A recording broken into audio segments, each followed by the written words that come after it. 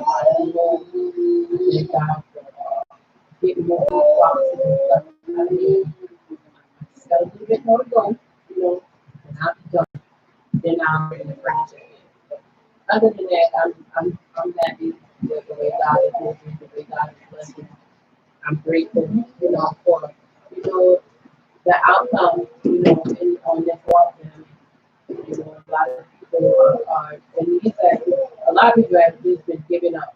You know, a lot of people, relationships and everything is being affected. I was talking to somebody the other day, and it was like, you know, they gonna make it and different things like that, and their marriage is like, man, they like, man, I ain't never been home like this much with them. Like, come on, man. But y'all ain't friends or nothing. Y'all just want to be angry and mad. Y'all rather be apart.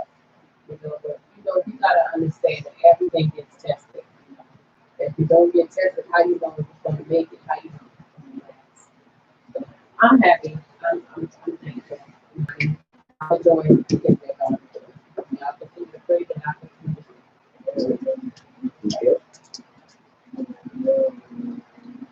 Yes, sir. So we're going to start with the topic of heaven. And it came from that video that I just showed. But that's like a piece of life we want to talk about. But I'm always that person, just in general, that thinks about the end result. Why do you do things for who, for what? The reason for many things. And, found a few scriptures about heaven. This is coming from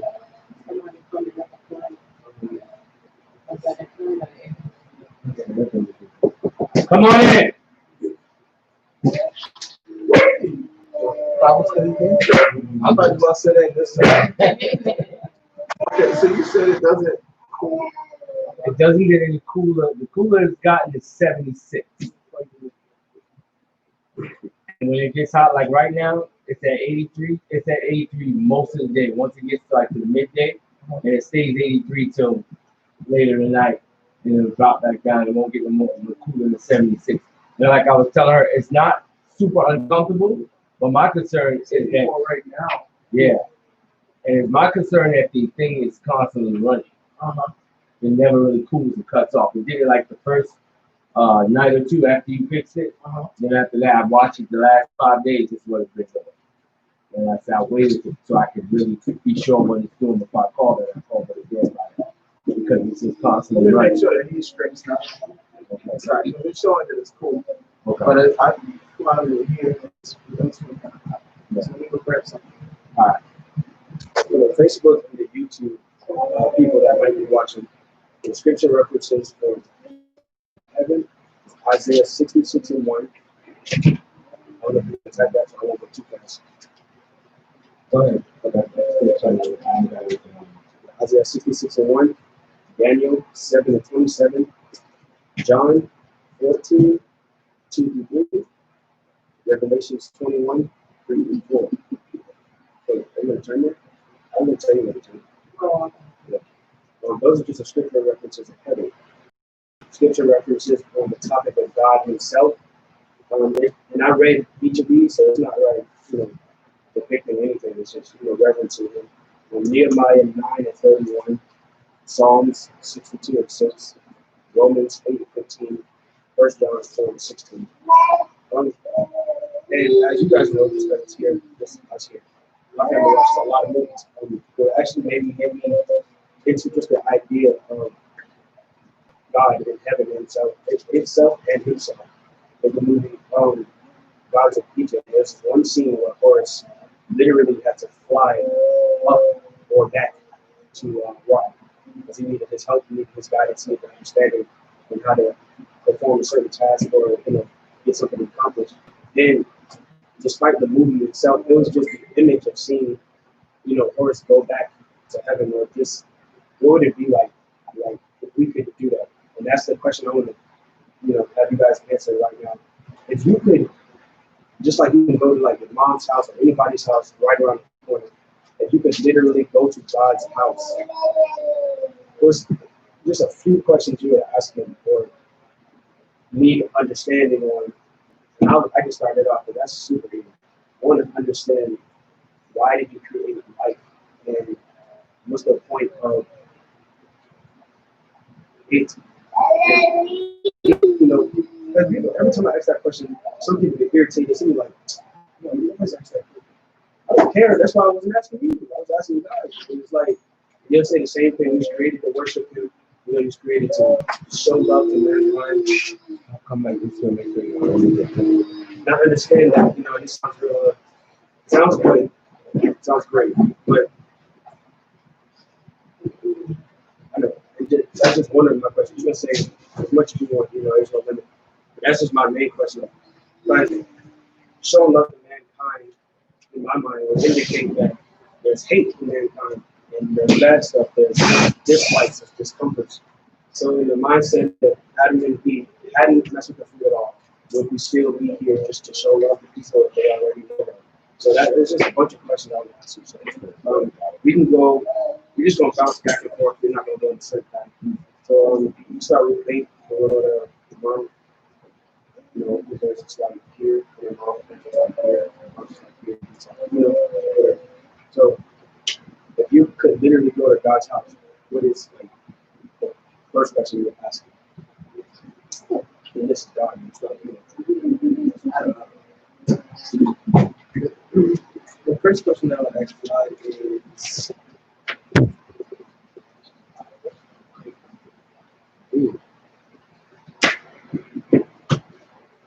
the first question I ask him, like, what is the meaning of this power? Because I know he's like, what can he do? Like, not like what can he do? I know he can just create something. That's not even. That's like a little stuff. Very little stuff. Don't feel dumb. What's the subject? The subject is obedience, and this subtopics are the focus of heaven and God. But yeah, don't feel dumb about anything. You gotta ask him. That's what you're doing. That's it. Second question is, what's the different kind of colors on the words? In my experience, sometimes I like to think to myself, like, what if there's like other colors or other numbers and other letters in the world that we don't have understanding or even know? We don't even know like a little bit of English and other stuff that we have on earth. Like, what if there's different colors? My last question is, what was the point of creating this if you know probably like 87% of this, not us, 87% of the population is going to accept, and most likely it's going to happen more. Point if you already knew that was going to happen. That's it. That's it. Well, my first question would be, did I make it in? All I can. And my mention, the first row or the second row.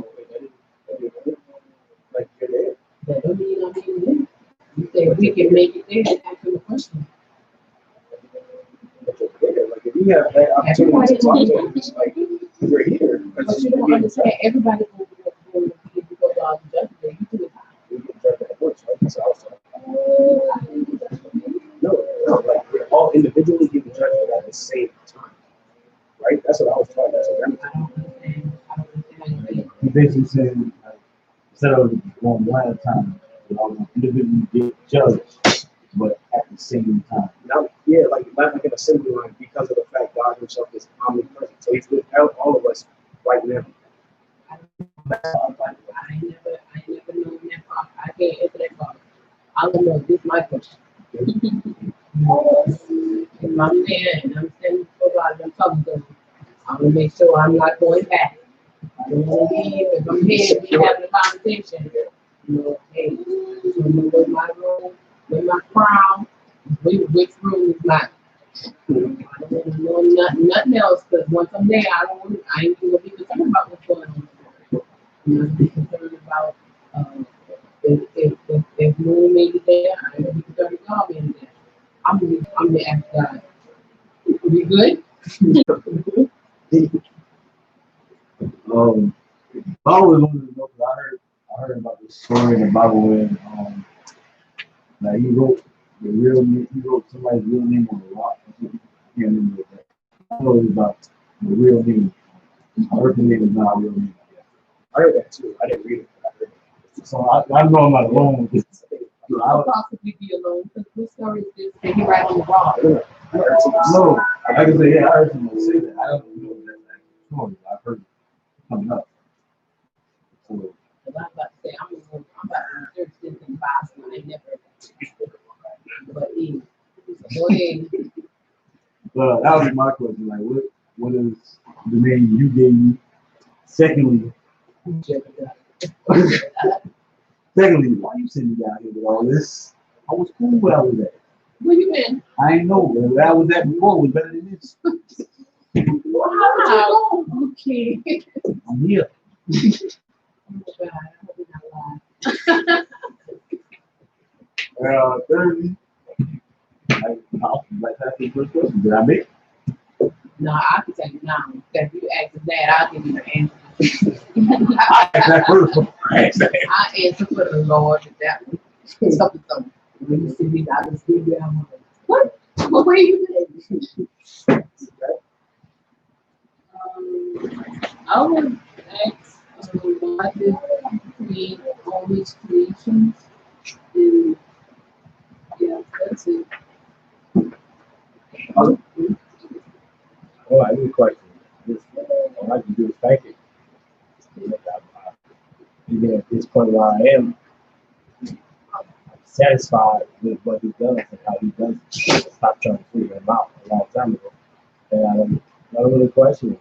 You know, even things I don't understand, I know it's working for my good. I know it's going to work out. So I stopped questioning. I used to have a lot of questions. But I don't have no questions. The things I don't understand, I don't really need to understand. And the things that he's doing, I'm just appreciative. I'm just more like thank you for everything. You know, my journey. To get to it. You know, that's just what the one question I had. Am I good? I good. I ain't worried about nobody's table. I ain't worried about nobody's past, present, or future. I didn't even know did I please you. Did I do everything you wanted me to do? How you wanted me to do? That's my focus. Day in and day out. I don't worry about much else. I don't worry about much else. And the less I worry about it, seems like the more it falls into place, the more it works out. I feel like I stop worrying. So I don't worry, don't help me. Don't help no situation I've ever been in. Worry will never give me a bit of good. So I learned to stop doing that. Because I don't worry, I don't have any questions.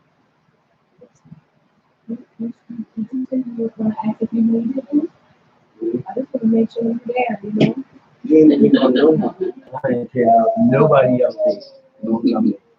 Once you get that point, once I leave here, I'm going. That's good.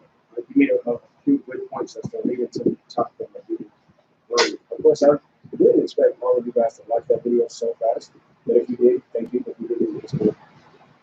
There's a one fraction of that video where the young man described what he experienced and what he saw and felt being in the presence of God. And he said, you know, movies and people make it seem like, you know, it's just clouds everywhere. That's not what happened. And the Bible does speak about the four, you know, basically great, beautiful beasts surrounding God or something. They have eyes all around, but they're like white. You know, like at night, if you see like a flashlight flashing cold at eye and it's fully white, that's what their eyes look like.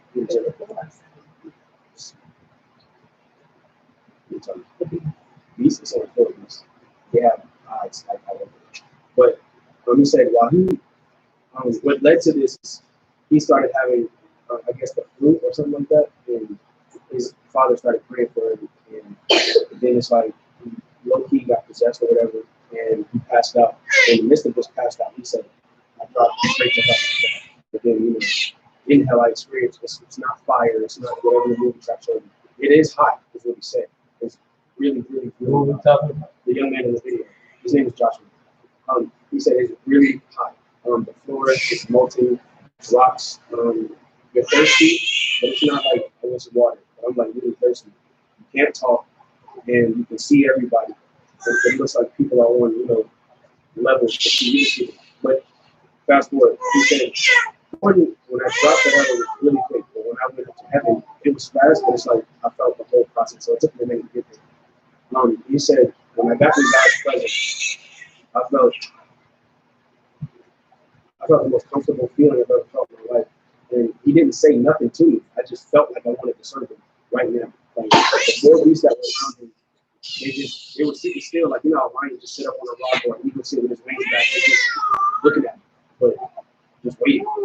And he said, the man asked the young man throughout, after he explained what happened, he said, the whole experience, what did you get from it? He said, the only lesson I got from that was obedience. I just felt like I needed to. It's like I felt like I needed to do something, but I didn't want to move until he said something. So that made me want to go into the topic of obedience. Now we turn to Joshua 14 and 15. And I think that going to have a question from Pastor. Yes. I wanted to ask a question.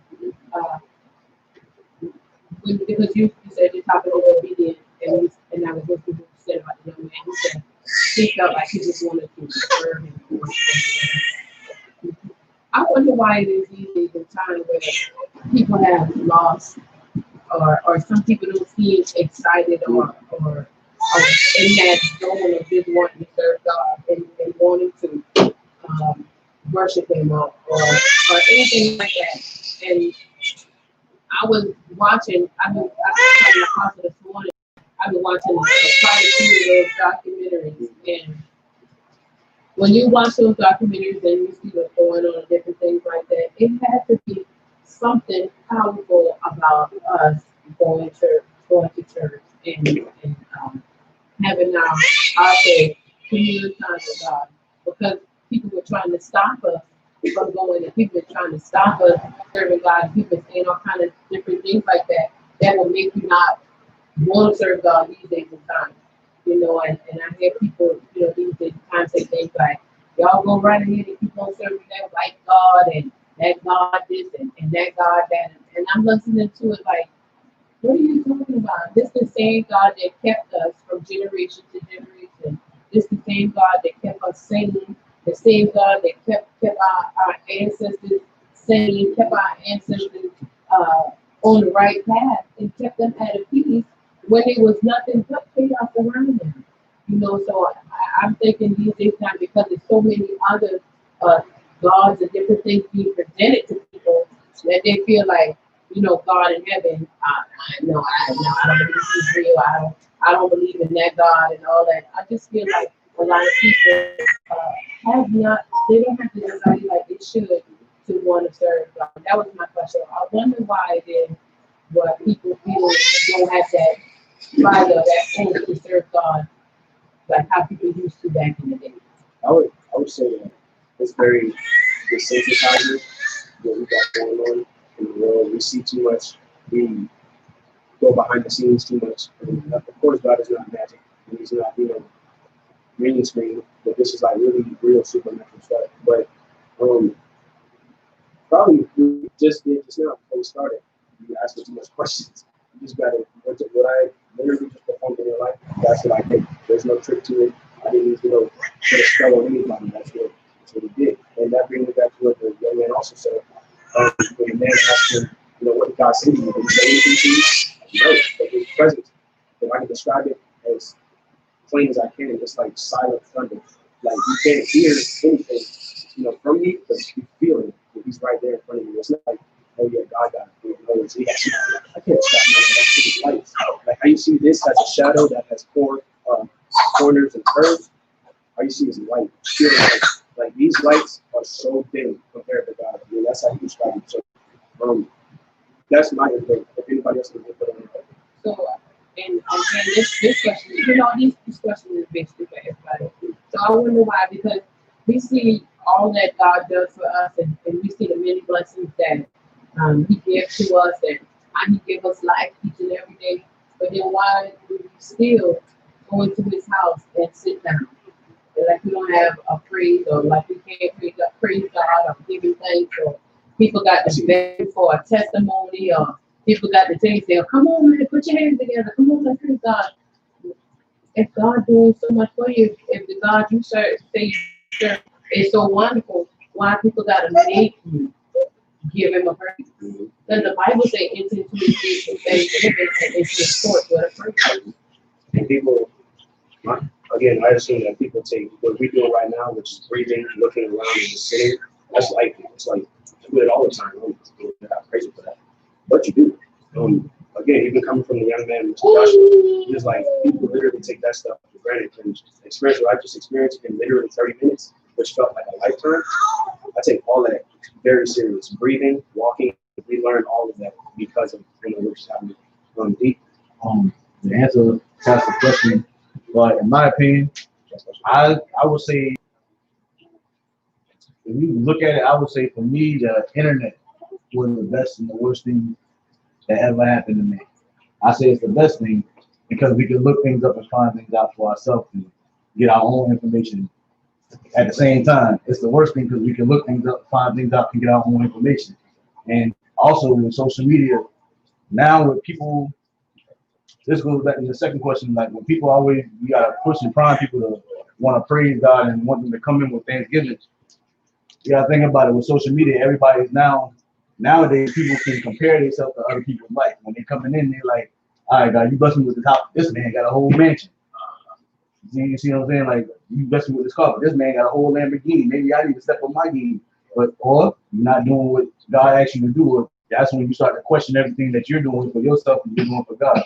So that's why I say the internet is the best and the worst thing that ever happened. I wanted to comment on what Mom said. She said,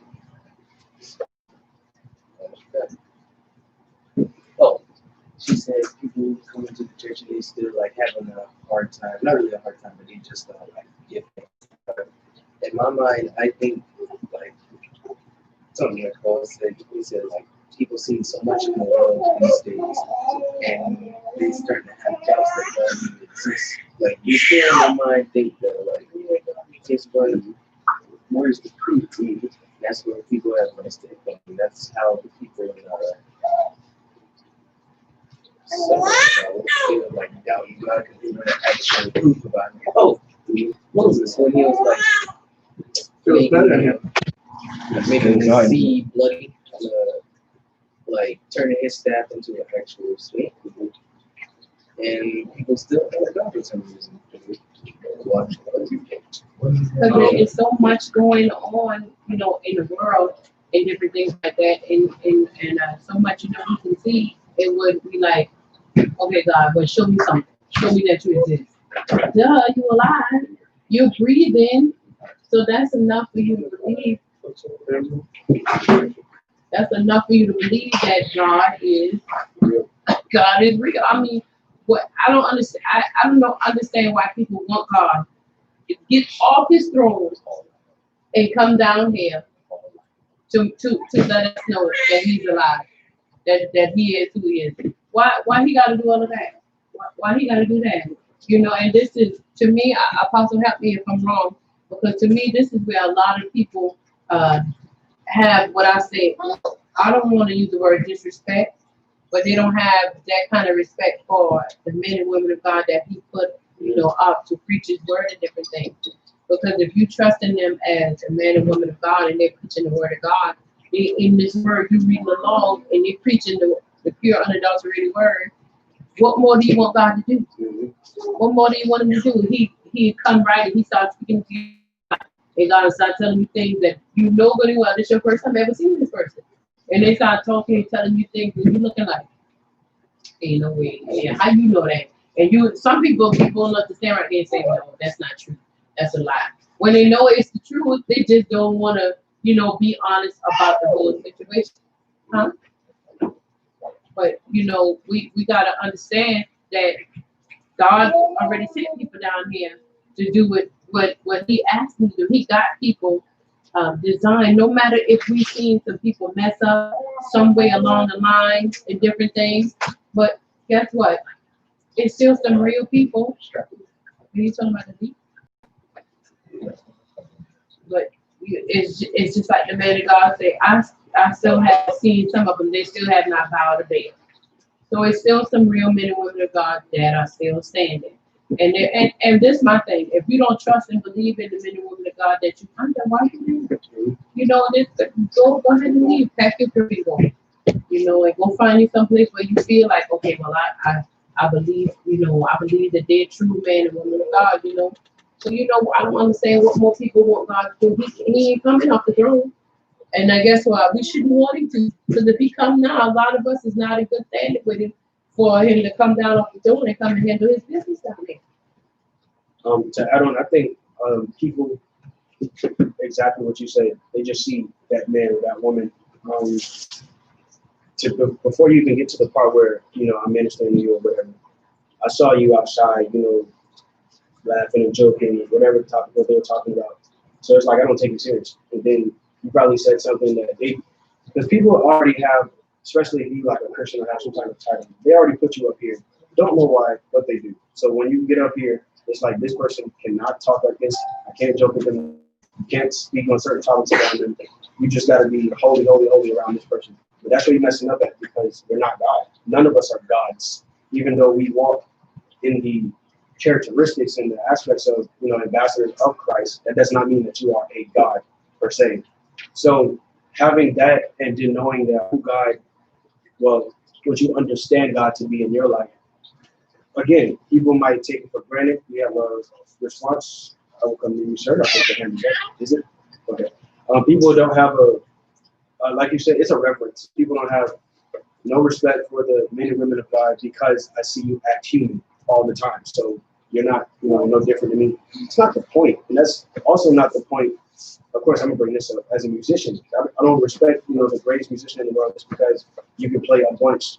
That doesn't mean I can't learn from you. That doesn't mean I can't sit, you know, and understand how it is you are the way you are. Because we all go through the same thing. But what you don't understand is the men and women of God have experiences going through things with God to be able to come all the way through and come out way different than you can. And it's not, you know, they're better than you. They just are teachable, more teachable than you are. And they respect who God is. They are obedient to the word of God. So obedience is better than sacrifice. It's not just talking about better obey God or you're going to get evicted. No, like you have to obey the leaders, obey people that rule over you.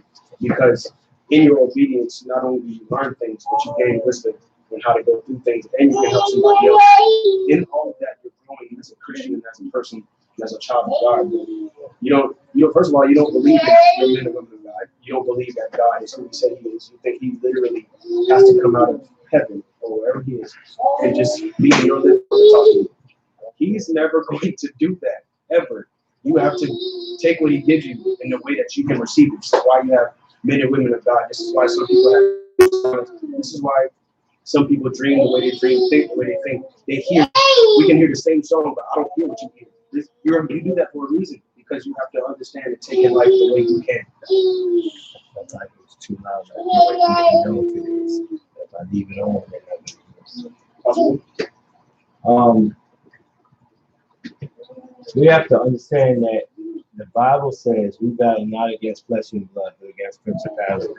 When we're talking about, a lot of the conversation I'm hearing is based on the physical, but we're talking about the spiritual. And what I mean by that, how people, as me as a leader, how people respond to me, I know they're not responding to me.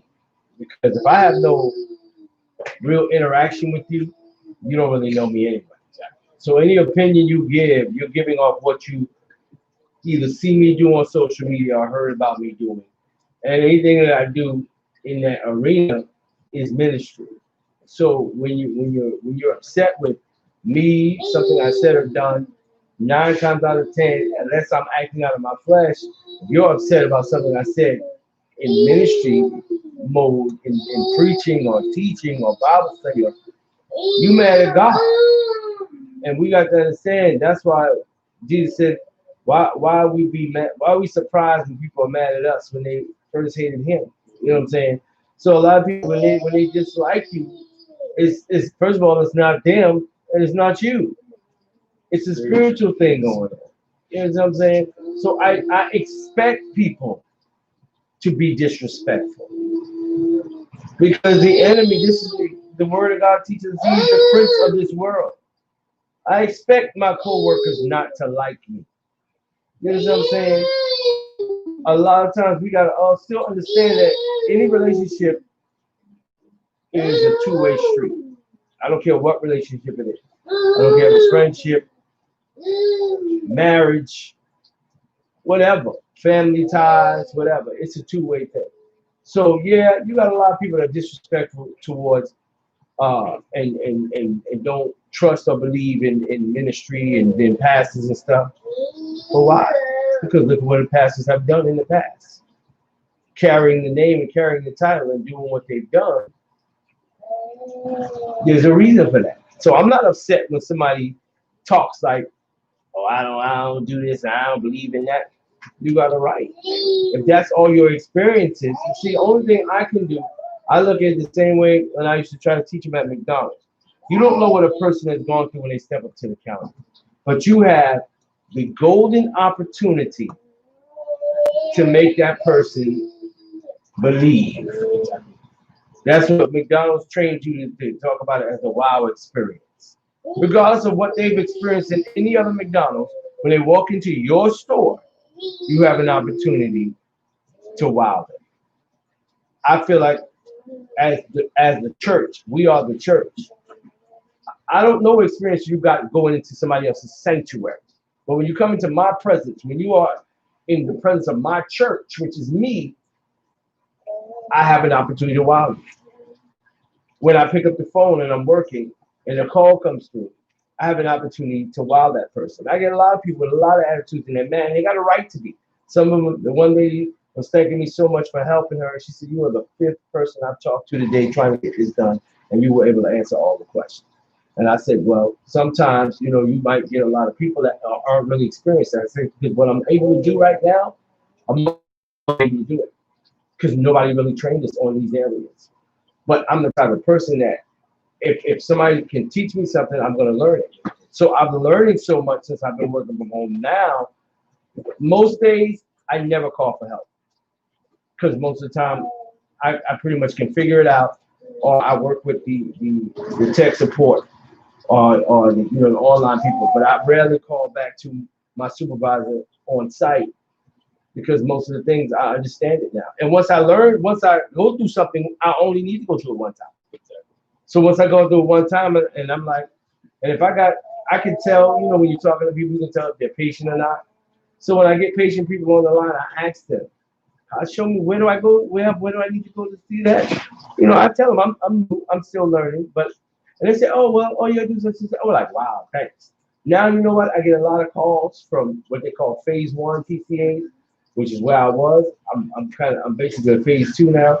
But a lot of phase 1 PCAs, they don't know how to do anything but renewals and refills. But I'm sitting up there like I'm an RTO, which is a supervisor, telling them what they need to do. And it's like, oh, okay. All it takes is us realizing that it's not about me understanding why everybody's doing what they're doing. What I need to understand is why I need to do what I need to do. And that's part of the reason of why the why of what everybody else is doing makes me understand why I need to be more, why I need to be deeper, why I need to be stronger, why I need to be more steadfast, why I need to really live what I preach, why I can't do as apostle what I might have did as a pastor. I couldn't do as a pastor what I might have did as a teacher. I couldn't do as a teacher what I might have did as a deacon. Because as you go closer to God, as you go higher, your responsibilities change. It's just like children in the house. The older y'all get, the more responsibilities we give, and we expect you to be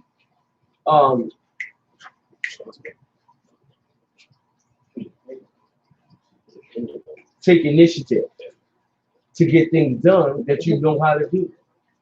God expects us to take initiative. I should not have to sit here and say, y'all need to go out and testify. Y'all need to go out and talk to people about God. Y'all need to go out and give your testimony. I shouldn't have to do that because that we've been doing this too long. We've been True Foundation for 9 years now. We coming up on a decade. Me and my wife married over 2 decades. So it's certain things we don't have to say to each other. You know what I'm saying? Certain things that I don't have to say, babe, you need to put them decorations up. So you say, babe, you need to make sure this thing get fixed or that get fixed. We already know certain things. And with church, it comes the same way. See, people are too busy trying to separate church life and everything else. This is what I do say and wear in church. This is what I do say and wear every place else. That's your problem. Because you're trying to lead a double life. You come into a setting like this, and we want to give the correct answer. Why? When you know that's not how you really feel. You know that's not what you really do. So it sounds good, but what good is me sounding good if my life is falling apart because I can't live what I'm saying? Because I give a good answer, and everybody that know me at the table is like, nigga, please. What good is that? If we can't live it, then we might as well be quiet until we can. Talking don't get nothing done. It don't get nothing done. So we got to understand that a lot of people are talking, but they ain't moving nothing. That's why I don't waste my time talking about things. I don't have conversations with people that just talk. I'm trying to think about it. Well, but just about doing, like say we can sit here, say we sitting here right now, so what's going on?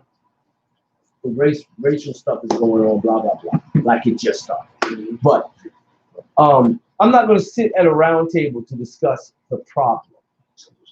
I will sit at a round table to discuss the solution. If we ain't discussing the solution, I don't have time. Why? I'm too busy. I'm too busy. What time did we get up this morning? The first time was 4:10, but the second time was like 5 something. Have I stopped since then? Not really even took a break yet. When y'all come in here setting up for Bible study, what was I doing? I'm working. I don't have time. You see what I'm saying? And we got to get this busy about our Father's business. We got way too much time on our hands. If you got time to hold a phone in your face for hours, you got too much time. You got too much time. And I don't want to talk to the person that's been like this all day and then looks up and say, man, them white people be tripping. They got a foot on our neck. Blah, blah, blah, blah. Man, shut up. Go back to your game. Go back to go keep swiping.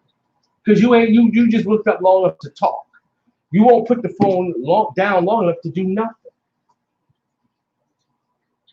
People like myself, they have platforms. We got platforms to promote Jesus Christ. I'm not going to use my platform to promote how wicked the world is. They doing that on every other channel. Why would I take my little tiny little platform to do that? I'm not going to get in running my gift about something that I ain't even willing to put in the work for. You telling me about all the social ills, what are you doing to fix it? Did you vote? Did you go to a rally? What'd you do? What'd you do? I feel the same way about church. I don't want to sit and talk with you holier than thou because it's Sunday and you don't talk about God no other time during the week. I don't come to church for that. I come to church to get my fill. It's like when I pull up to the table, I come to eat. When I'm eating, people say, why are you so quiet? Because I'm eating. So I'm not doing a whole bunch of extra yakety-yakking in church services because we don't get that many church services. I'm not eating all day, so when it's time for me to eat, I'm quiet because I'm too busy eating. We got too much free time. And if somebody don't like your opinion, so what? Somebody don't believe in your God, so what? My God don't need you to believe in him to be God. My God is God, period. And I did want to say something about something I heard. I think Mr. Moon was saying earlier, where he was saying how people say, well, God is not this and God is not that. You know what? That's not true. God is everything. God is everything. Somebody say, God ain't in the computers. Yes, he is. Because the inspiration, God is don't we call God, and don't the Bible say he's omnipresent? He's omnipotent. God, think about it, is the internet. how you gonna create that if you don't understand that? You understand what I'm saying? And most of us, we use things that we don't understand, but we couldn't live without. We have no idea how your phone is grabbing these signals and connecting with the world wirelessly. God's been wireless since the beginning of time. You see somebody with something, you probably can't even see the device, but they're talking and they're walking and talking. You think they're crazy, but they're talking to somebody else Bluetooth, wirelessly. God's been talking. When he was talking to Peter on the road to Damascus, he was like, "Do y'all hear that?" And they were like, "Hear what?" You understand what I'm saying? Because if God is talking to you, can't nobody else hear him unless he wants them to. When you're talking on your Bluetooth, can't nobody hear what's being said to you, just you. And we say, "Oh, that's technology." God is technology. God is everything. Back in the days, the American Indians had a God for everything. There's a God for the rocks, a God for the birds, a God for the trees. Yes, but they were right. But it's only one God, and he is the God of everything. He is the God of the tree, the God of the water, the God of the rock. He's all those things. But we don't understand that. This is why we run into the streets wanting to fight each other, because we don't understand what's really going on. We wanna be at odds with each other because we don't understand what God is trying to do. This is why we say this is a black church and this is a white church, because we don't understand. We have no idea. Oh, these are Pentecostal, these are Holiness, these are Baptists. We don't understand. We have no idea what God do. This is why we're wasting time. But let something viral come and everybody's right there. Oh, did you see it? We ready to show them life. You seen it? Did you see it? Did you see what God did? Did you see that person receive the Holy Ghost? Did you see how that person turned their life around? Did you see how that person got back in a day without a 12-step program? Did you see the person get healed? We don't see that. But anything foolish, we ready to run with it. We know the latest everything, but we don't know even the oldest of God things. Not to point out, but just like you said, I heard a story about the name on the rock, but I should have looked that up. That's why I was gonna say then. That's why you don't repeat things that you heard. If I ain't read it, then when you was asking the question and Mama was saying, I ain't heard it, I was saying, I ain't never heard of that. I never read that. I never read in the Bible that it says we all will be judged at the same time. So I can't say if it's true or not.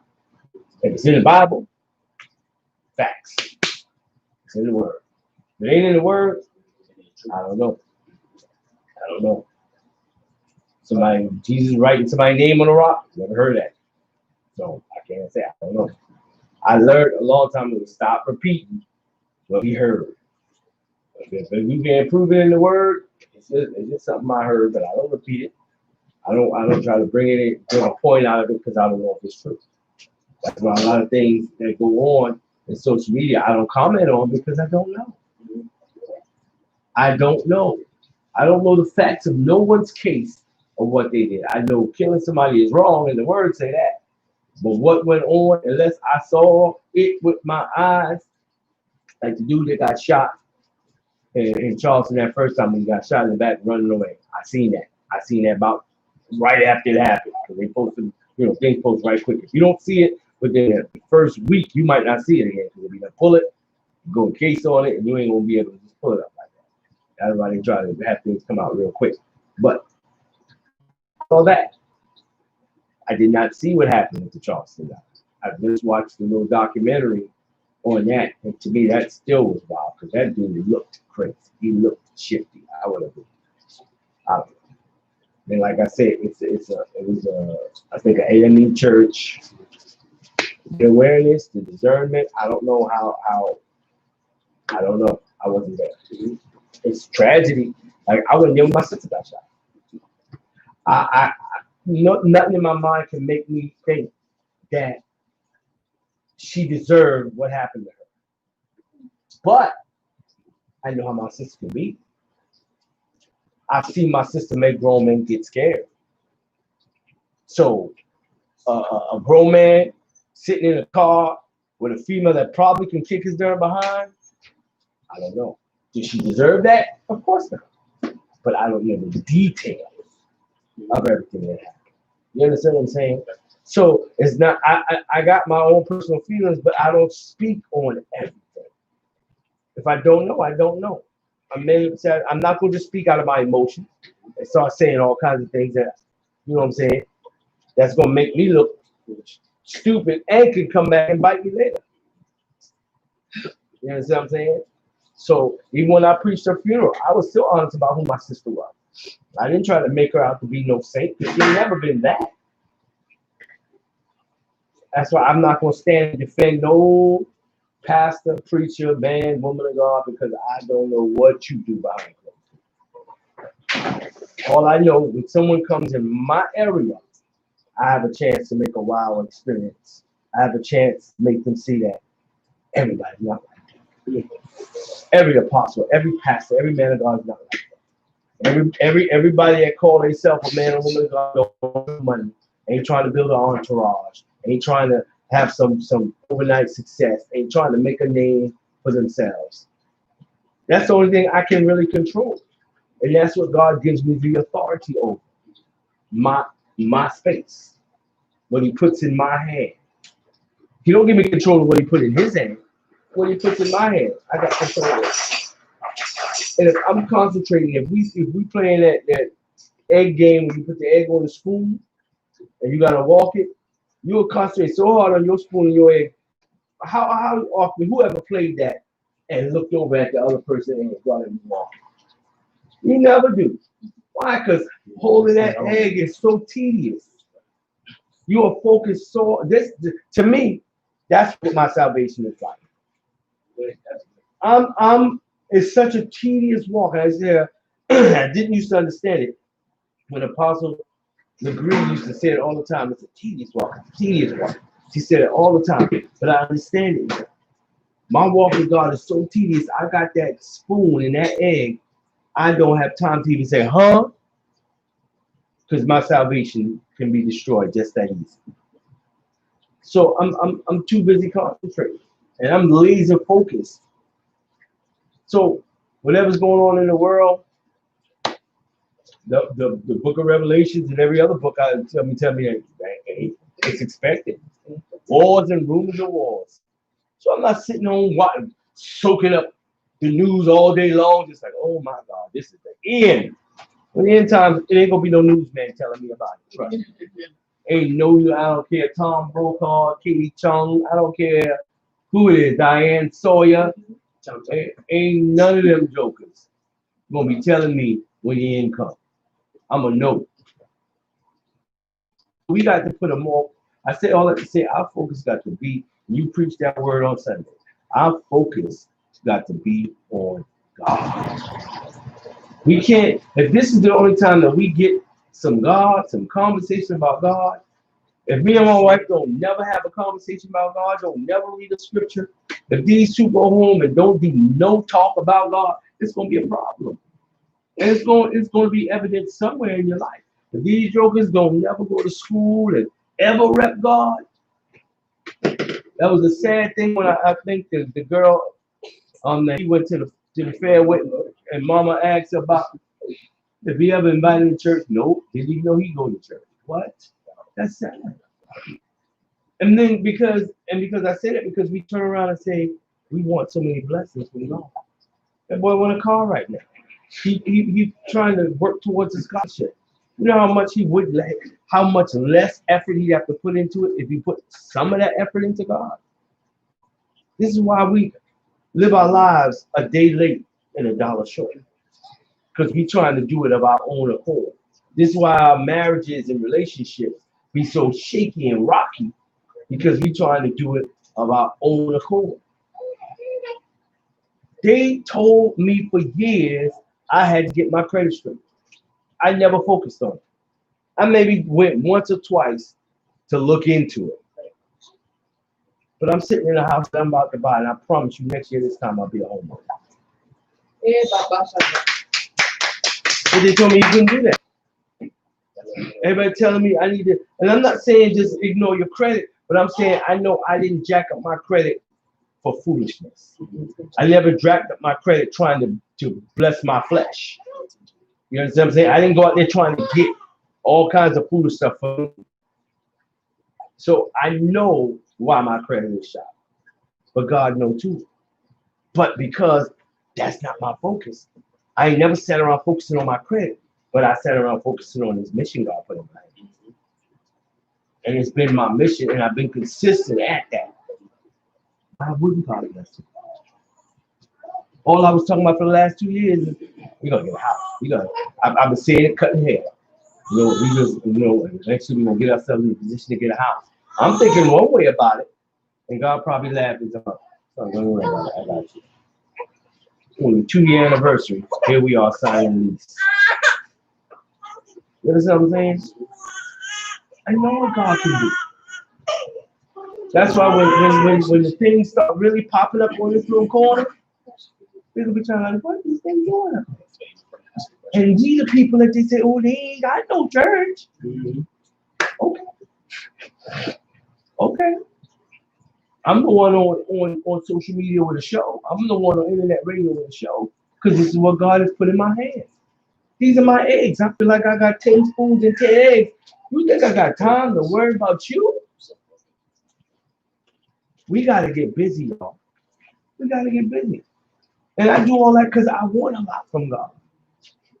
I just was talking today, and one of my clients was like, you ain't going to worry about the building. I was telling people about the building I was looking at on Rivers and Stat. I said, you know what? I think I know this is the way God wants me to go because I'm in more control, a more controlled environment. So when I put this building right here, it's a controlled environment. You know what I'm saying? And God wants us to be in control of our environment. We're not supposed to be on people's jobs being run like crazy. You understand what I'm saying? He wants us in authority positions if we're on them. But he wants us in a position where we're calling shots. Because that's where we're supposed to be going. Yeah, we're not supposed to be happy to wag off the behind of the world. Just be in the tail and satisfied about it. No, I might start back there, but I don't stay back there. We got to understand what we do. That's when you preach that message about focus, man, you was on time with that. Because I know that's what we're lacking. And right now, everything that's going on is a distraction. I seen somebody had posted a picture of some racist car. On the back of the car, they had all kind of racist stickers, a couple of Confederate flags. But one of those bumper stickers, I zoomed in and said, COVID-19 is a distraction. And that's all it is. It's a distraction. From anything that's really going on in the world, they're distracting us because we're too busy worrying about face masks and gloves and sanitizer. It's a distraction because we're too busy trying to figure out when the next stimulus check will come. We don't see half the things that are really going on in the world because we're distracted. The minute we think we're going to get a focus, know what they hit us with? Another 1,000 people done died in South Carolina, and we suck it up. You heard? Another 1,031 people. How do you know that's true? Because they said it. They had said that. Who died? Give me some names. Give me some address. Tell me who died. Who died? Some people that was already sick that y'all done mess around and infected. Some people that was already quarantined in the old folks home ain't been out in years. How the devil they get infected? So you tell me they infected, but all the people going back and forth in the building now. Who died? You see what I'm saying? But it's a distraction. It's a distraction. Now we see that everybody wanna. The new thing is the murals in the street because they did the Black Lives Matter in D.C. I think they did a defund. What did I read this morning? Defund the police, unfund the police, or something. Don't give them no money for what they're trying to say. They're right with big in the street. That's the new thing. It's distraction. To see what's going on. Now I see people putting up the post, the Klan about to have a rally in my town.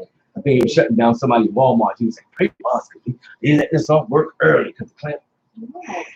You in Walmart, buy a couple of guns. They sell them in there.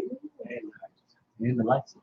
Hey, baby, if you roll up on this block, talking about get out the truck with the fire, you think I ain't coming out there with something in my hand? You think I'm gonna sit out there all day on the lawn? Okay, we'll be there long. This is not 19, whatever you thought it was. It's gonna be a problem. It's gonna be a problem. I mean, come on, man. But we too busy with the distractions to really live life. And as soon as somebody mentions something about Jesus, oh, yeah, there you go. But we can talk about all this other stuff all day long. But it's like I heard Pastor say, it had to be something about us going to church because they were trying to stop us so bad from going to church. If you think the Charles, back to the Charleston 9 for a second. This white boy, who clearly this boy was not smart. He was an ignorant little fella. When the way he looked, the way he acted, how he lived, he just looked like normal American white trash. In the back of his trailer shooting stuff with his guns or whatever. But he went by himself. They had no help. How he knew that was the oldest church. You understand what I'm saying? That's the enemy. But we so concerned thinking about white people. We miss the fact that the enemy, the devil, is in operation. He picked the oldest church on the Bible study. How he know it was Bible study? How he know the pastor was in there leading Bible study? And he picked a church with a Bible study full of old people. The enemy. You understand what I'm saying? We want to give the credit. We look at Trump. All we see is Trump. You don't see the enemy. You don't see the enemy. When you can be the leader of the free world, as they call it, say the things he's saying, and barely get a rise out of people. It's just like, it's just Trump. But he is the representation of America for the world. Nobody's even upset. Nobody, we make jokes about it, we talk about it, but nobody's in an uproar. But George Floyd gets killed, and we are in the streets. Trump says something, we just say, oh, it's Trump. The dude said, when you get the looting, we get the shooting. What was the riots? That's I mean, come on. Come on. Like, then we out here, supposed to be a peaceful protest. How we that's like this side, we decide we're going to do a peaceful protest. And these three come and start acting a donkey. Why can't settle them down? Ho. We ain't out here for that. No, don't show that. It's us. Shh. But you know why? Because when the brick gets stolen, we get broke. And the window get broke, we're going to reach in the field. Yeah. They done broke the window. I mean, I didn't break the window. I tried to take out the door. You know what I'm saying? And we when the looting started, we forget we was peaceful protesting. When they start flipping the cop cars, though, we so distracted. We just forget we was out here for a reason, trying to honor this man's death. You know what I'm saying? We forget that. We are easily distracted. Easily. We like them darn dogs on us. Squirrel! We just like them darn dogs. Simple little things. Distract us. We could be doing a good work. This why our movements end so quick. Look at the movement that was behind Martin Luther King, the momentum. That one dude died. One dude. We can paint him to be as great as you want to paint him. That was one dude. Why the movement stopped? With all the crowds and masses, every picture I see of this dude on the street walking, arm in arm with people, he got a sea of people behind him. You mean to tell me that one dude died and that was like, oh, well, you know them, and I'm going back home. Nobody was not playing. What? So how we ain't, Do something big. you understand what I'm saying? How we ain't keep it moving? Why we can't keep stuff moving? George Floyd memory will be gone in about another month. Give him maybe another month. He get the couple of murals they done put up, and he gonna be on the T-shirt, which you won't remember his name when you see the mural of all the dead people that got killed. It ain't all of them, but the ones we know about. I don't. People can be. You're not gonna be able to pick out Sandra Bland's face. You might remember the names. You're not gonna be able to match the names with the face. Only reason we identify and see Trayvon because he got that hood on. That hood identified him. But unless you really knew them people, unless you engulfed your mind into the murder of each one, you're not gonna remember what the people look like. They got a Sandra Bland thing on Netflix now, and I'm looking at it, oh, that's Sandra Bland. You gotta know how she look like. You know, you see them when it's going on in the news, but after that, when something else happens, the next distraction comes, we're gonna forget. As soon as the next distraction comes, we're gonna forget of whatever's going on. That's the downfall of the people, because we're easily distracted, but the government knows that. We forgot about COVID when George Floyd got killed. We wasn't thinking about no social distancing, none. We forgot. Now, just a month ago, weeks ago, days ago, before his death, all we could think, breathe, or talk about was COVID-19. For that brief time, we were so distracted. We were distracted about COVID when the stimulus checks started coming out. When they first said everything open, people couldn't wait while we was walking through the outlets, and only half the outlet was open. Well, people was coming out there, 4, 5 back. It's like, I don't know what I'm going to do, but whatever store's open, I'm buying something. It ain't even got to be the store I normally shop in, but I'm going to get me something. They coming out there with bags. I'm like, easily distracted. It's just crazy. And that's where things always take a turn when it comes to society, because it could be, and then the media, they're in control of the media. So they're going to press it in your face so much to where it's going to distract you. It's like I tell Dad, read the scripture, and while she reading it, I'm sitting there going, how's she gonna read? I'm clapping in her face. This is what we do because we latch on to something, and then they say, well, they're paying too much attention. Yes, we gotta do something. We gotta do something. I don't care. We gotta take the plane, fly into the building, blow something up, kill somebody. We gotta do something. We gotta do something. Why? Because we need you to stay distracted. They need us to stay dazed and confused.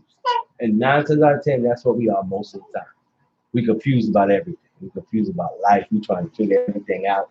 Something will be viral or come across. And half the things that come across are government sanctioned things coming across. You can't bring things into the public unless it's okay by the government. Try to bring something that's not okay. Remember when they first came out with electric cars during the Bush era? Bush recalled them all and crushed them. Why? Because his family is in oil. They make money off you buying gas. His whole family is the oil family. So they was against. We didn't see electric cars come on the market until Obama got elected. Do they give him credit for pushing that and bringing? No, of course not. Because he didn't do nothing for us. Stupidity. Now he gone. Everybody, man, I miss Obama. He shut up. Easily distracted. Easily distracted. Well, let's just go back. Even when I'm talking about George Floyd and everybody in the uproar, it brought me back to like, this is all fine. But what happened when Freddie Gray got killed the same exact way, and nothing happened. He didn't get no mural. He got with the news, little prestige. About 3 days, and it was over. It's too many dead people. Who's picking who gets a mural? That just goes back to say, like, Too many of us, man. that's easily what you say, you easily distracted. Like, who can you decide to go on a mural, man? Why are you so focused on who goes on there? What is the cause? What are you going to do to fix it from happening? Like, what can you do to stop having to paint these faces and remember these people in the way that they have to be remembered? We only gonna remember George Floyd for being killed by the police officer with me on his neck. That's all you're gonna remember. Nobody knows what he did before that. Anything. It is only gonna remember that with him unless you go back to his friends and people that spoke to him. Yeah, they don't know. But like us as outsiders, that's the enemy blinding us with that distraction because we don't know what's going on, but we're gonna stand up for him and we're gonna march for him. For what? What are you doing that now for? Like we've been having this for the last 18 years now. Are you telling me the conversation now has to be shifted because it happened to him? And I don't mind them marching for the person if we gonna continue to fight.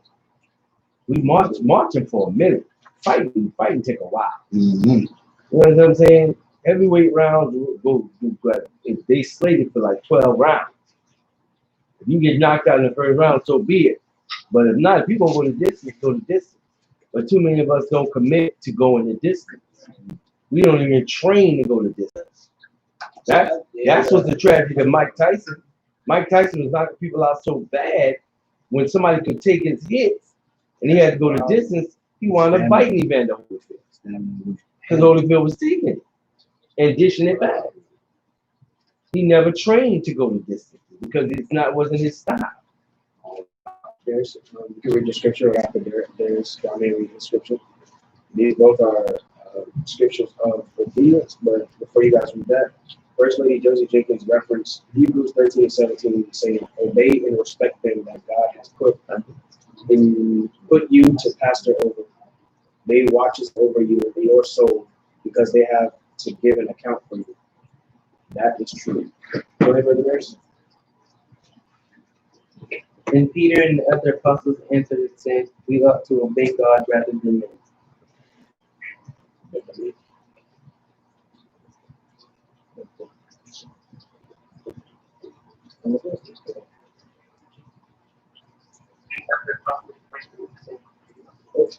Brother Darius just read Acts 5:29.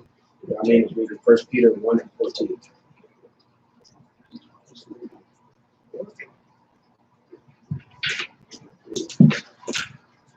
Our main scripture reads, "As obedient children, do not be conformed to the passions of your former ignorance."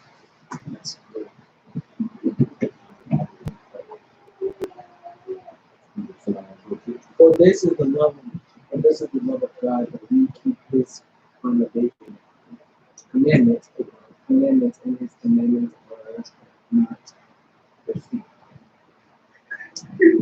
So just moving past what you just said, because that was ridiculous. It's not condemnations. Wow. Yeah, we thank God for what we've been talking about so far. But these are the few scriptures that God gave me over obedience. And just referring to what we were previously talking about, I was saying the entire time, the whole virus been kicked off. How come these many people, I'm pretty sure there's like a good, hefty number of Christians in these protesting groups or settings. How come none of them are praying?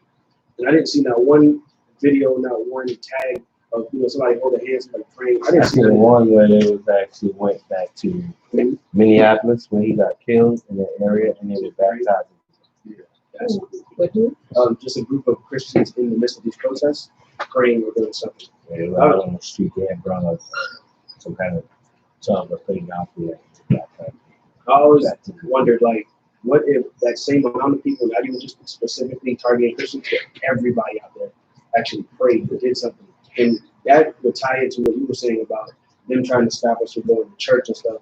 And obeying what God has already put in His word for us to do is just lift up His name, because He'll draw all of it to there. So whatever it is that drew you guys' time, you guys' generation into serving God, I believe it was the together, the unity that they all had together. They all obeyed, they all understood who God was in their life. They had reverence and respect for their leaders, and they didn't question anything. They just served because that's what we have to do, and that's what we should do. In return, as we know that life always pulls from us, house, work, a relationship, car, people are just constantly pulling from you. But God is the only thing that restores in your life, it restores your energies. And this is from experience, because I'll literally be at work in the morning, half sleep, stopping all the time. And this, I'm gonna come to a prayer that I gave to my mom. But I was on the aisle and I was like, man, this is ridiculous. And I'm like, I'm putting water on the bottom shelf, and that never clicked in my mind either. Like, this is like heavy 32 patch of water down here, and you got like you crouch down, putting down. This is stupid. So I said, man, God, you got to restore my strength, man. I can't do this. Literally half a minute, I felt energized, and then that's just because I know what God can do. And when we went to the Smith Church the other night, we was just there, and I just saw my mom. She was walking to the bathroom or whatever. Of course, I'm really protective of my mom, so I seen her, limp or whatever. I didn't even ask her what was happening because I kind of had an idea. So immediately I just started praying. And after I prayed the next day, she texted me and she said, I don't know what you did to my leg, but I feel way better. I can put weight on it now. And I was like, all I do is pray and actually believe that, it's healed. And it's that simple. So to give that message to anybody, I know to obey the word of the Lord. I know the voice of the Lord. I know and understand that there's nothing better than obedience. And if you obey, then that open up your spiritual ears, open up your spiritual sensitivity to what God is saying to you. But you have to listen, but you have to be able to be teachable. You have to understand that your leaders are placed in your life for a reason. Yes, on your own, you can end up in the wrong church because of how you're operating out of emotions. But out of obedience, God will lead you to the right church and to the right leaders, because these leaders specifically understand you, because they see themselves in you. They understand the struggles that you go through. And I kind of see it as a parent. And a parent, just like Pastor Moon was saying Sunday, the things that she used to do, in her house, dealing with her dad and her siblings or whatever, she sees those same things in us. And I heard Dee was like, how did you get mad at him for doing the same thing you did? It was like, yeah. It's not Yeah, because he did the same thing to me the other night. Yeah, and you like, how you get mad at him? Oh, yeah, because I didn't understand. That always never clicked with me. It's like, wait, you just did that. So it's like, how do you get mad? So how can we get mad at our church leaders, or how can you see it as we getting mad at you? But you guys are literally alike. So just staying in the, I see you guys, staying in the shoes of obedience. No matter who this person is to me, I know that this is my leader, and I have to obey them. I have to understand that what they're telling me is for my good, especially from a spiritual standpoint. I'm not on their level, so how can I just know the same thing they know? So I have to be humble enough, teachable enough, and stay in obedience to know and understand that they're not, misdirecting or misguiding you. So you can't just jump to want to obey God and want to get to heaven so fast if you don't even know how to take correction, if you can't take teaching and things like that. So, that's me. When you were talking about obedience and different things like that, and I went back and I read the scripture that First Lady Jenkins put up in Hebrews 13 and 17. It says, obey those. Okay. Obey your spiritual leaders and be willing to do what they say, for their work is to watch over your souls, and God will judge them on how well they do this. Give them reason to report joyfully of you to the Lord, and not with sorrow, for then you will suffer for it too. And I was reading it because I got this Bible tonight, because it has like 4 different versions in it. And when I was reading over these scriptures and different things like that, I'm sitting there and I'm watching, what is being said, and I'm listening to everything. And then I think back to times when leadership goes and corrects people and tells them different things, and they get upset about it. They're mad about it. They don't want to hear it. Next thing you know, they're leaving the church, and then they start going through things, and they start facing a whole lot of hardship and different things.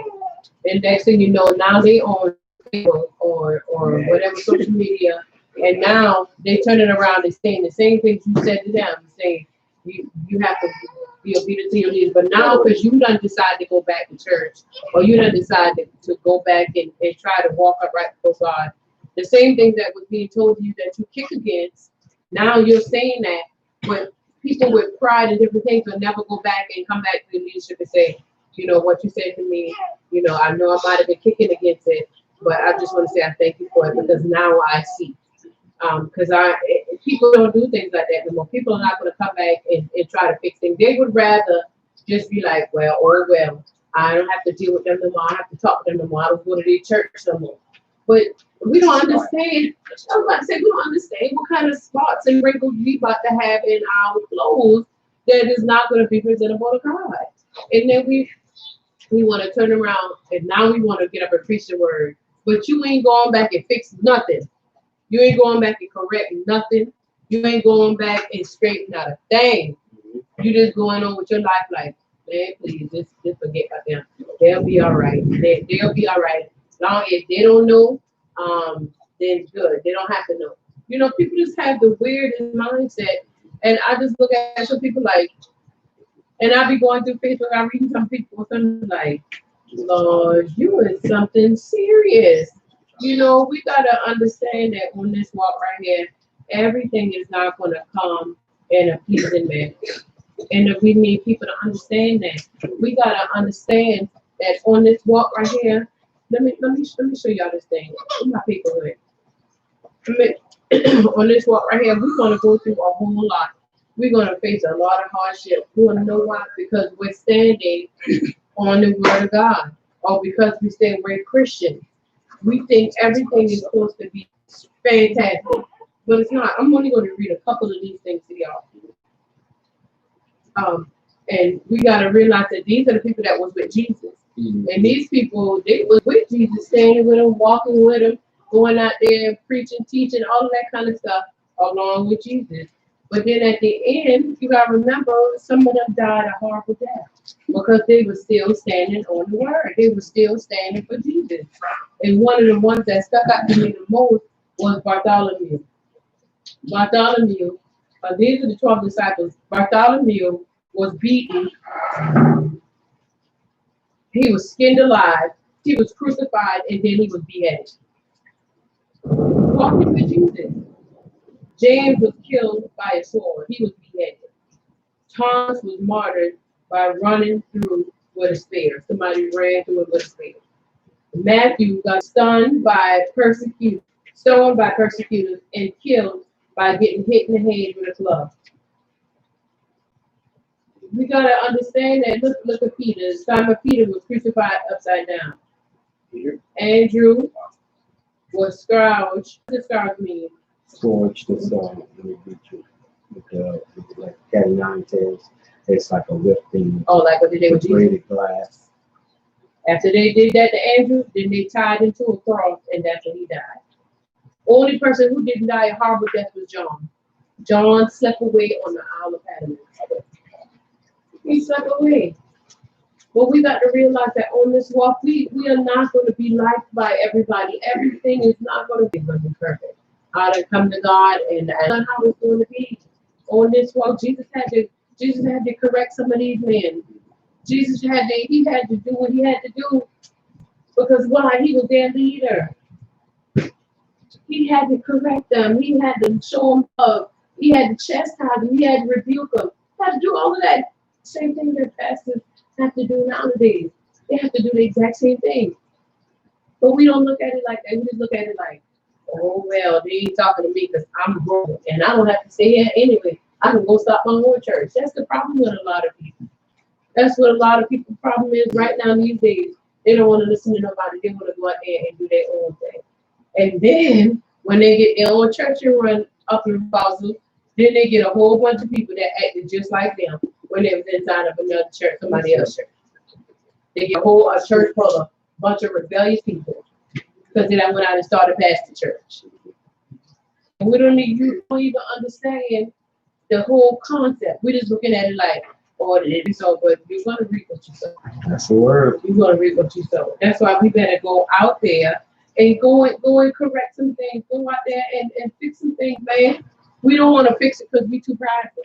We don't want to go back to people and say, I apologize. You know, I knew I was wrong. I knew I messed up somewhere down the line. Instead of us going back and apologize, Sister Jazz, you know what we'll do? We'll stop talking to people. We'll stop talking to them all together and be like, I don't talk to them, so they ain't gonna never know. But that's not how it goes. That's just not how it works. Amen.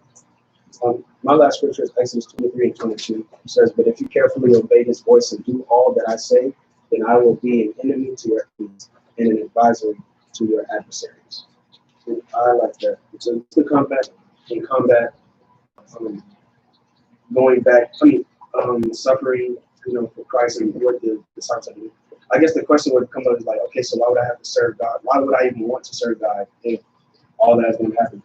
My answer to that is because I'd rather do all the suffering right now, get all that out, because those that suffer with Christ will also reign with him. And he also said the first should be last, and the last should be first. So if this is all I'm going to have to do to suffer, yeah, I'll take it. I don't want to burn. I don't want to do none of that extra stuff because I'm not even a big fan of bugs. I most definitely don't like frogs. I don't like spiders. I don't like nothing. I don't want it. So if I got to do all this suffering right now, I'd rather take it. If I got to take being, what's the word, chastised or rebuked or whatever, if I take all that right now, yeah, I'll take all that. I'll do it. Yeah, but some people say that though. Some people say, I'll take the That's when chastisement. it comes. Yeah, and then when somebody's trying to say something or correct them or help them along the way, they got a smart mouth. I know, I understand, I got it, I'm gonna do it. And I'm like, I need that. So in that aspect, we ask right now that God help us all with that, especially me. I know I've done that a few times, and I have came over the going back and getting things straight. So now I can testify about it. So I got things straight with my oldest brother. I'm feeling really great about that. I feel lighter. So I love the fact that that's actually true. Yes. Just speaking about it, I didn't have to, go on my knees or something weird. Just talk about it. Just get out of yourself, get out of your mind. Because a big chunk of every single thing you go through is in your mind. It is not that big at all. Because it's like, man, dang, I know I can be a bodybuilder, I can do all these great things. But that's a lot of work.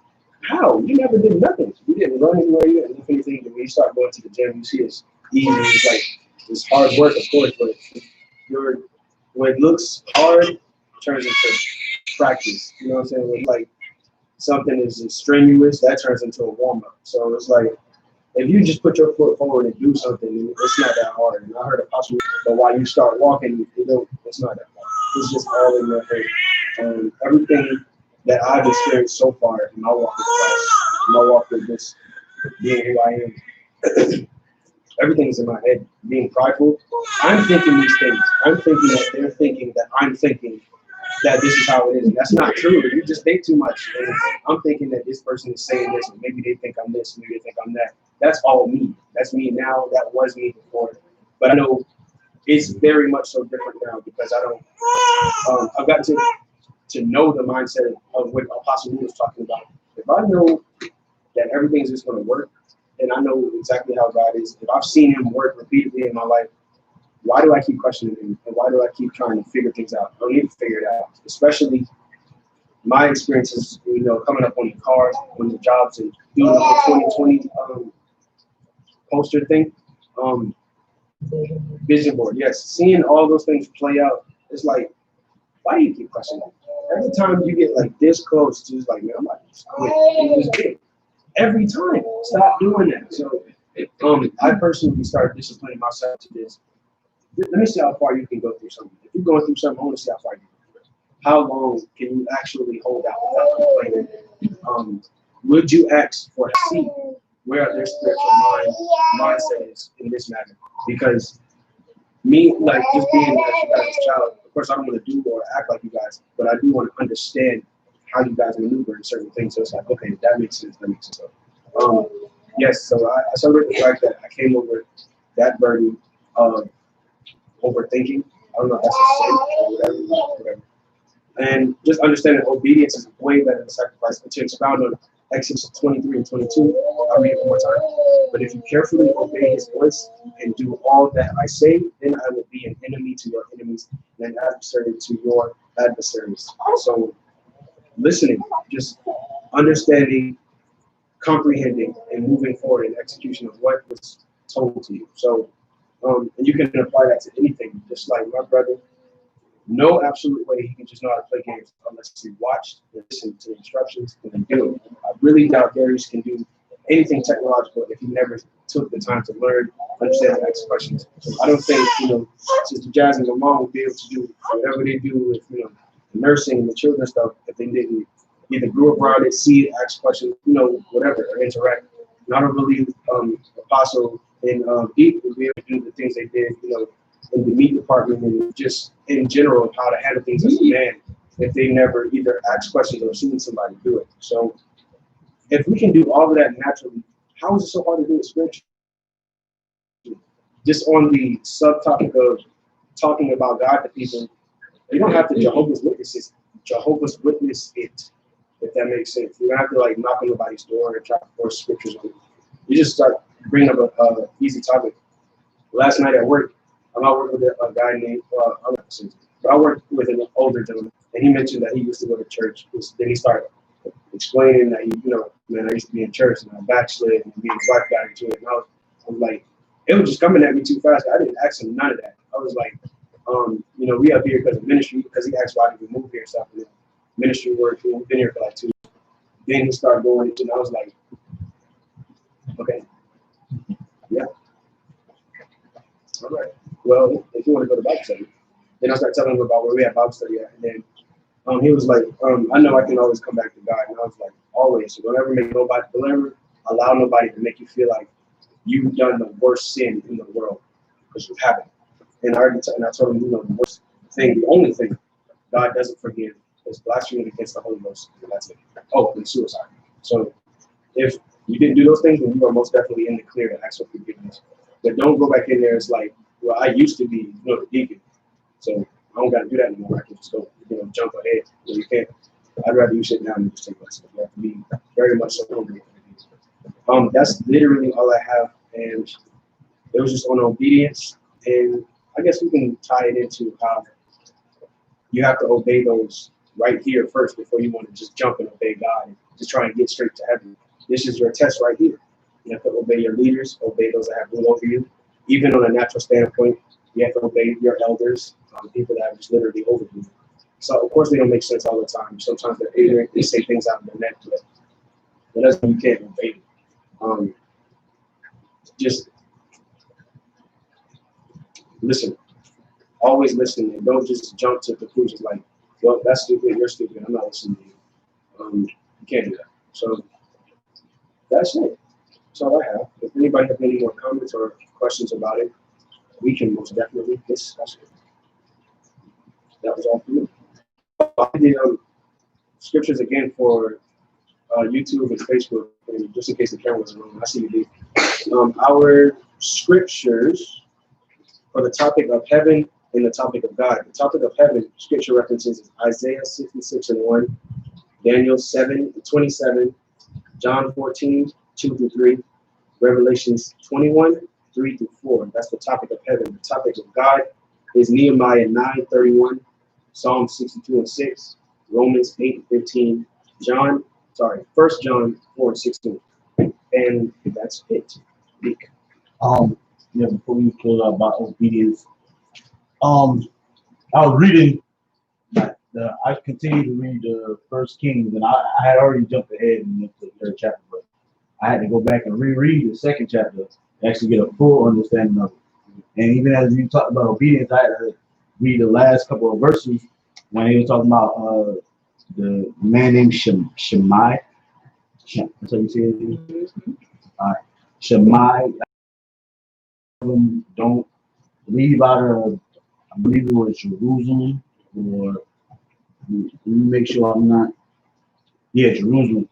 So he told him, don't leave out of Jerusalem for any reason at all, no matter what the case was. And after 3 years, he done obeyed for 3 years. And then two of his servants ran away, and he went to go get them.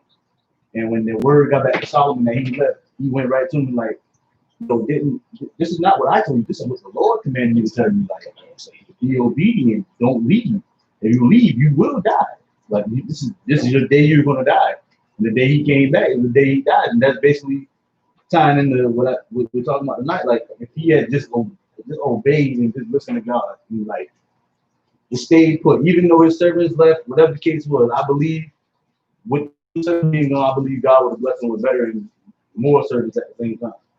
Or if he had just obeyed, but because he wanted his old servants, he wanted to make sure he had his property. He did his own thing, and certainly he died. He got killed. Yeah. So this, just thinking of obedience, I just wanted to tie that into what we learned last week and continue on to do that. What just came up in my mind, the first two things that I recognized from the beginning of the Bible, the first things were committed was pride and disobedience. Right? That's it. What's her name? I Pride heard was disobedience. Pride, Lucifer, of course, and disobedience, Eve, because he was. So to tie that into the modern times, these are the main two things that we struggle with all the time, because people think they know it all, prideful attitude, and just disobeying what was already laid before you. And right before I turned my phone off, just one more scripture popped up. It came from 2 Kings, and it said, 2 Kings 18:6. For he held fast to the Lord, he did not depart from following him, but kept the commandments that the Lord commanded Moses. And of course, I'm not entirely too sure how much of a distance it is from Numbers to 2 Kings, but from then all the way until the book of 2 Kings, if those commandments are still held fast now, there is no difference from the way that our ancestors probably served God, even though we don't understand how they served God. But just the fact that they were serving God all the way up until where we are right now. These commandments, indeed, the word of God has not changed. It's just people's own voices and people's own opinions, people's way of thinking, trying to take away and add to the word of God, which confuses people.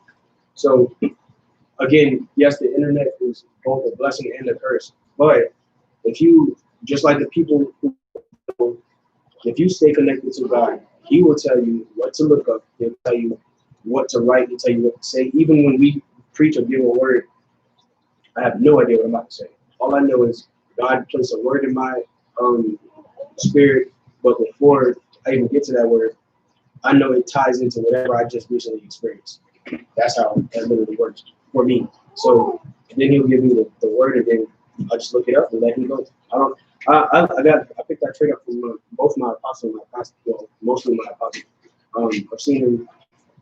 I've seen him take notes, but when he preaches, he don't use those notes, and the words still hit every time. So I try to take notes; it don't work. So it's like that's a waste of time.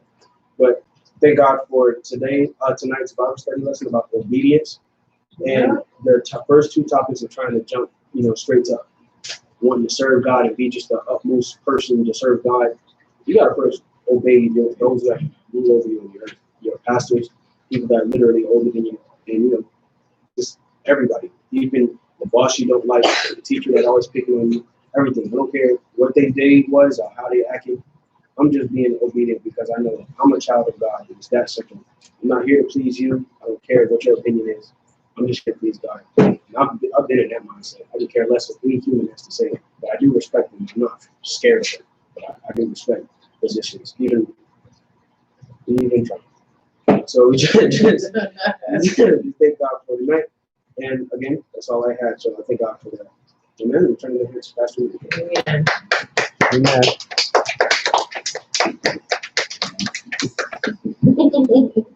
Well, that's a pretty good Bible study. We just need to have more obedience, be more obedient, and just do what you're supposed to do.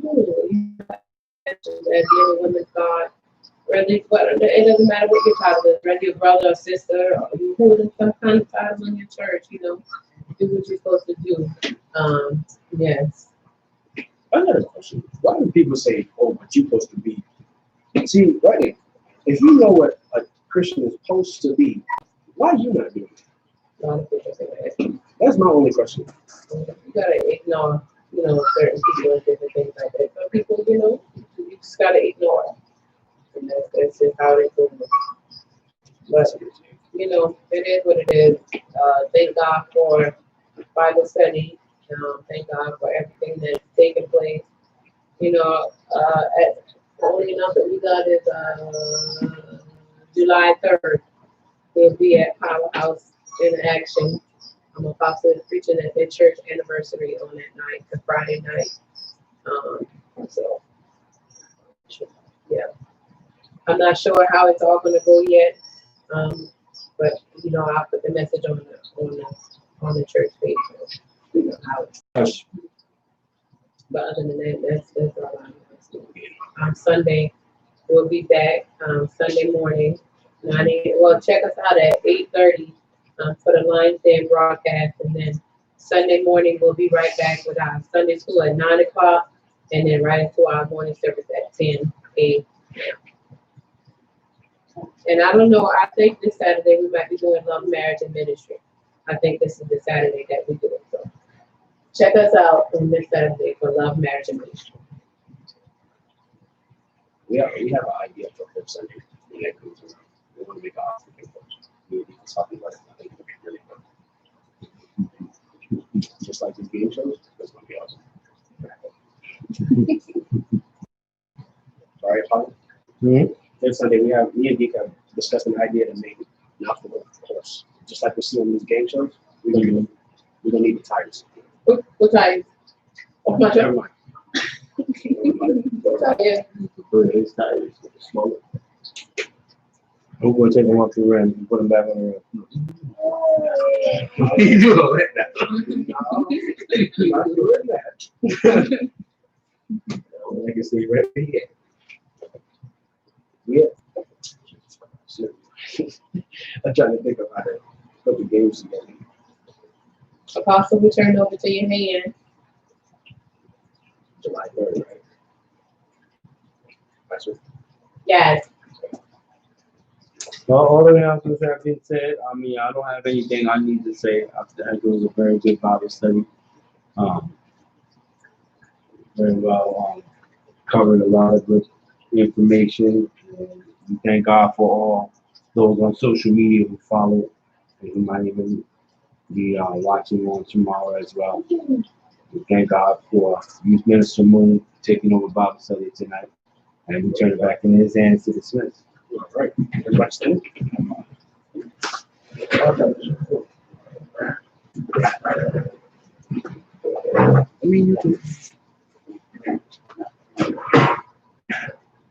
Lord, thank you for another great Bible study. Thank you for helping us to not be hearers and just talkers of your word, but help us to actually do and execute exactly what you need us to do on this earth. You put us here for a reason and help us to know what